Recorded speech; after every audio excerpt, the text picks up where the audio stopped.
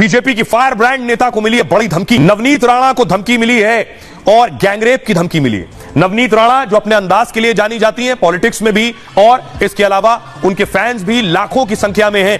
तस्वीर में आपको दिखाऊं, एक्टर भी रही हैं और सांसद भी रह चुकी हैं नवनीत राणा। संसद में भी जमकर विरोधियों पर प्रहार करती आई हैं। अब उन्हें चिट्ठी भेजी गई है। यह चिट्ठी आप देख रहे हैं, नवनीत राणा को यह धमकी भरी चिट्ठी भेजी गई है। फुल स्क्रीन लीजिए जरा। इस चिट्ठी में उनको धमकी दी गई है, गैंगरेप की धमकी दी गई है उन्हें, उनसे फिरौती भी मांगी गई है, उनसे करोड़ों रुपया मांगा गया है चिट्ठी भेजकर। यह रिपोर्ट देखिए, फिर आपको बताऊंगा धमकी देने वाला है कौन।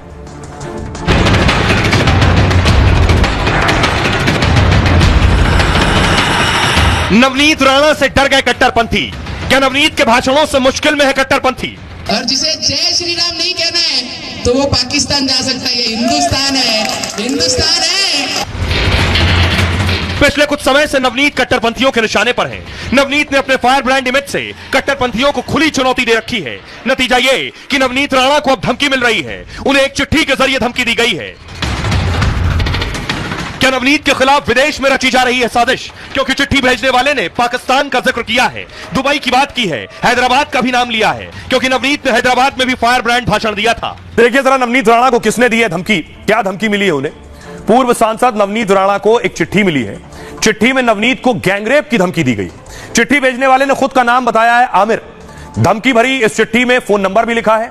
चिट्ठी में लिखा है, मैं हैदराबाद से हूं, मैं किसी भी पार्टी से जुड़ा हुआ नहीं हूं, मेरे भाई वसीम ने तुम्हें दुबई से फोन किया था, मैं ये चिट्ठी अपनी पत्नी के हाथ से लिखवा रहा हूं। इसके बाद चिट्ठी में विवादित शब्दों का इस्तेमाल है। चिट्ठी में पूर्व सांसद नवनीत राणा से 10 करोड़ की फिरौती मांगी गई है। चिट्ठी लिखने वाले ने पाकिस्तान जिंदाबाद के नारे भी लगाए। यहां तक लिखा है कि तुम्हारे घर के सामने गाय की हत्या करूंगा। चिट्ठी में उनके पति विधायक रवि राणा के लिए भी अभद्र बातें लिखी गई हैं।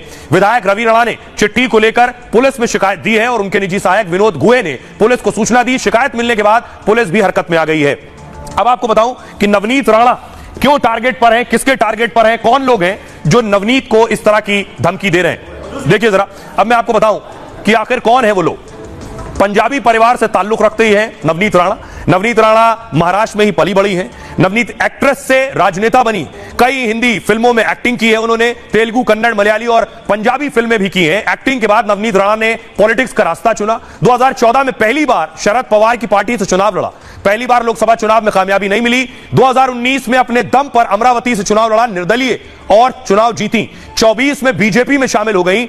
अमरावती से ही बीजेपी के टिकट पर चुनाव लड़ा। कांग्रेस के बलवंत वानखेड़े ने उन्हें 20,000 वोटों से हरा दिया। उनके पति रवि राणा भी सियासत में निर्दलीय विधायक हैं। नवनीत जब से सियासत में है, चर्चा में है, सुर्खियों में। 2022 में आपको याद होगा उद्धव ठाकरे से पंगा ले लिया था और उनके घर के बाहर हनुमान चालीसा पाठ पढ़ने का ऐलान कर दिया। तब राज्य में उद्धव की सरकार थी और उन पर केस दर्ज हो गया था। उद्धव सरकार ने नवनीत राणा पर राजद्रोह का आरोप लगाया था। लोकसभा चुनाव के दौरान भी नवनीत सुर्खियों में थी। हैदराबाद रैली में कहा था, अगर हैदराबाद में 15 सेकंड के लिए पुलिस हटी तो पता नहीं चलेगा कि दोनों भाई कहां गए हैं। उनके निशाने पर तब असदुद्दीन ओवैसी बंधु थे, क्योंकि अकबरुद्दीन ने कुछ इसी तरह का बयान दिया था। उससे पहले नवनीत ने गुजरात की रैली में भी विवादित बयान दिया था। कहा था, जिसे जय श्री राम नहीं कहना है तो वो पाकिस्तान जा सकता है, ये हिंदुस्तान है, अगर हिंदुस्तान में रहना है तो जय श्री राम कहना होगा। अब ये धमकी